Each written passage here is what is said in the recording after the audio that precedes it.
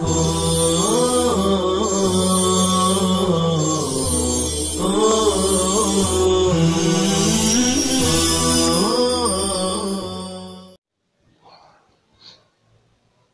اللہ الرحمن الرحیم الحمد للہ رب العالمین والصلاة والسلام علی سید الانبیاء والمرسلین وعلی آلہ واصحابہ اجمعین۔ السلام علیکم ورحمۃ اللہ وبرکاتہ۔ عزیز طلبہ، آج ہم درس نمبر 86 کا آغاز کر رہے ہیں۔ گزشتہ 2 درس میں آپ کے سامنے ظاہر اور نص کی تعریف اور دونوں کی 2 مثالیں پیش کی گئی تھی۔ آج کے درس میں ظاہر اور نص کی تیسری مثال پیش کی جائیں گی۔ عزیز طلبہ، آئیے دیکھیے اسکرین پر مصنف رحمہ اللہ کی عبارت کو ایک مرتبہ پڑھ لیتے ہیں۔ وَكَذَلِكَ قَوْلُهُ تَعَالَى لَا جُنَاحَ عَلَيْكُمْ إِن طَلَّقْتُمُ النِّسَاءَ مَا لَمْ تَمَسُّوهُنَّ أَوْ تَفْرِضُوا لَهُنَّ فَرِيضَةً نَصٌّ فِي حُكْمِ مَن لَّمْ يُسَمَّ لَهَا الْمَهْرُ وَظَاهِرٌ فِي اسْتِبْدَادِ الزَّوْجِ بِالطَّلَاقِ وَإِشَارَةٌ إِلَى أَنَّ النِّكَاحَ بِدُونِ ذِكْرِ الْمَهْرِ يَصِحُّ۔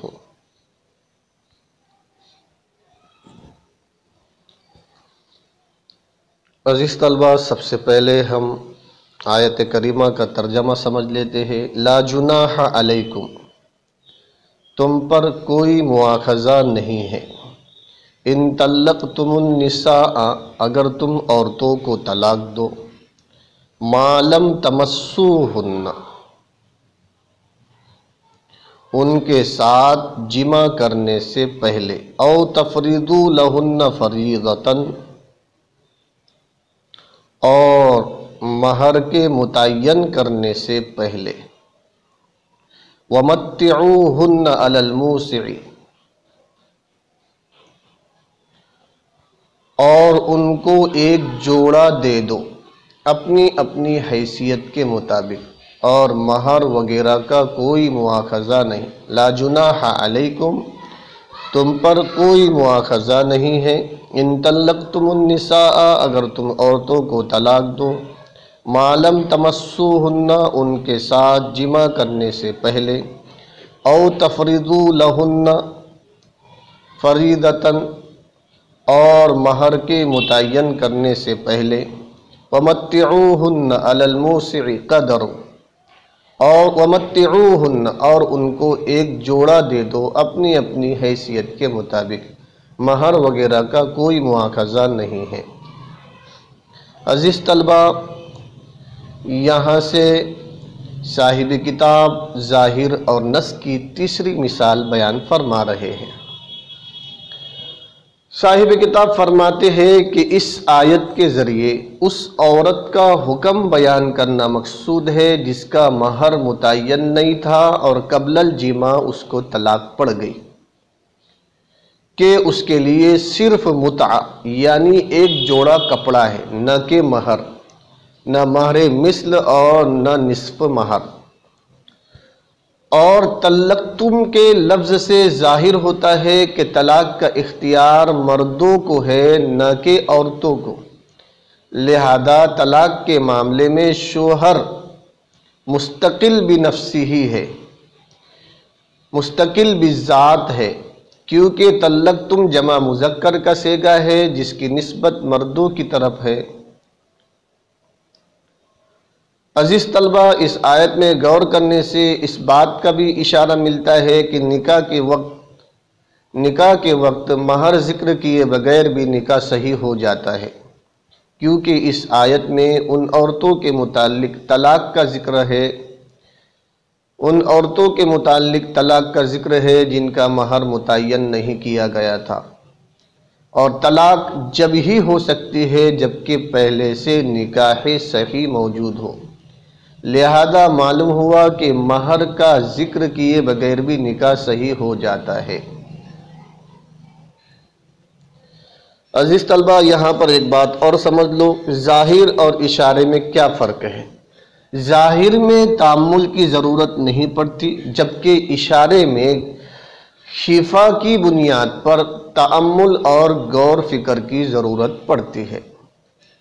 خلاصہ کلام یہ ہوا کہ مطلقہ قبل الدخول کا حکم بیان کرنے میں یہ آیت نص ہے، جبکہ اس کا مہر متعین نہ ہو، لہذا اس کو صرف جوڑا ملے گا نہ کہ مہر، اور طلاق کا اختیار مردوں کے لیے ہونے میں یہ آیت ظاہر ہے۔ اب ہم عبارت کا ترجمہ کر لیتے ہیں، دیکھیے اسکرین پر۔ وَكَذَلِكَ قَوْلُهُ، اسی طرح اللہ تعالیٰ کا فرمان، لا جناح علیکم ان طلقتم النساء ما لم تمسوهن او تفریضوا لهن فریضۃ، نص فی حکم من،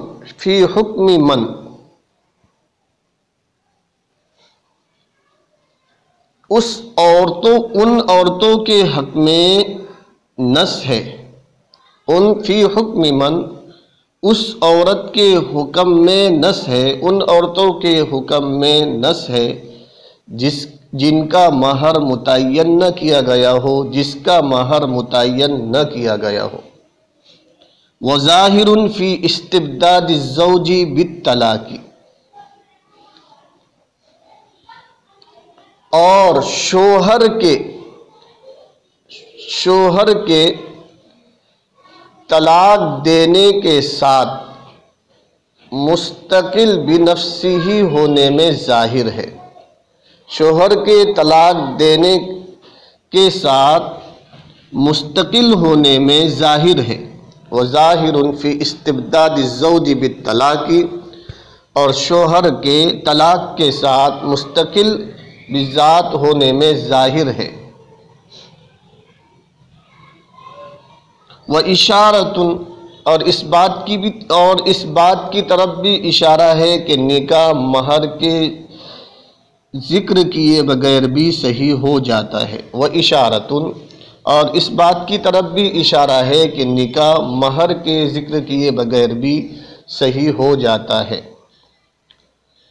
اسی طرح اللہ تعالیٰ کا فرمان، لا جناح علیکم ان طلقتم النساء ما لم تمسوهن او تفریضوا لهن فریضۃ، نص فی حکم من لم یسمى لها المہر، ان عورتوں کے حکم میں نص ہے جن کا مہر متعین نہ کیا گیا ہو، جن کا مہر مقرر نہ کیا گیا ہو۔ وظاہر، اور ظاہر ہے، خاوند کا شوہر کا طلاق کے ساتھ مستقل بذات ہونے میں، اور شوہر کا طلاق کے ساتھ مستقل بذات ہونے میں ظاہر ہے۔ وَإِشَارَةٌ، اور اس بات کی طرف بھی اشارہ ہے کہ نکاح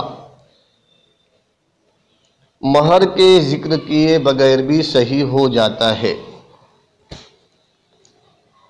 عزیز طلبہ، لا جناح علیکم ان طلقتم النساء ما لم تمسوهن او تفریضوا لهن فریضۃ ومتعوهن علی الموسع قدره وعلی المقتر قدره متاعا بالمعروف حقا علی المحسنین۔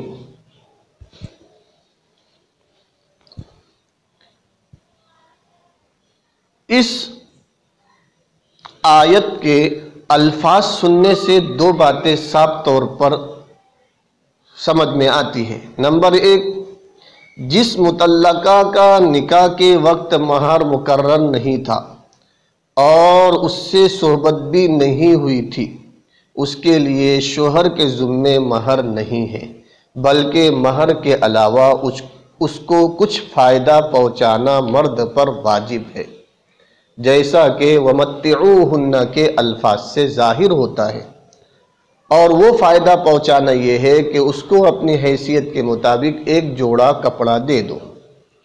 نمبر دو، طلاق دینے کا اختیار تنہا مرد کو ہے، طلاق دینے کا اختیار صرف مرد کو ہے، جیسا کہ لفظ طلقتم میں طلاق کی اسناد نسبت مذکر ضمیر کی طرف ہونے سے ظاہر ہے،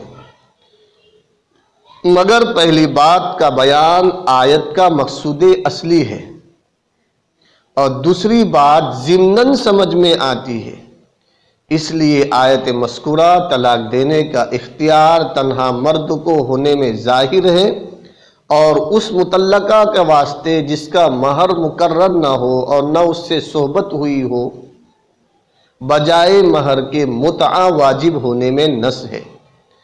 نیز آیت مذکورہ میں اس بات کا اشارہ ہے کہ نکاح کے وقت مہر ذکر کیے بغیر بھی نکاح صحیح ہو جاتا ہے، کیونکہ اللہ تعالیٰ نے ارشاد فرمایا ان طلقتم النساء ما لم تمسوهن او تفریضوا لهن فریضۃ، اگر تم عورتوں کو طلاق دو ان کے ساتھ صحبت کرنے سے پہلے اور ان کا مہر متعین کرنے سے پہلے۔